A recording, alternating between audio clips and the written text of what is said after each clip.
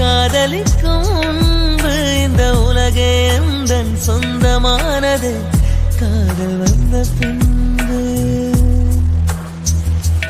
ஓ சாவை அழைத்து கடிதம் போட்டேன்.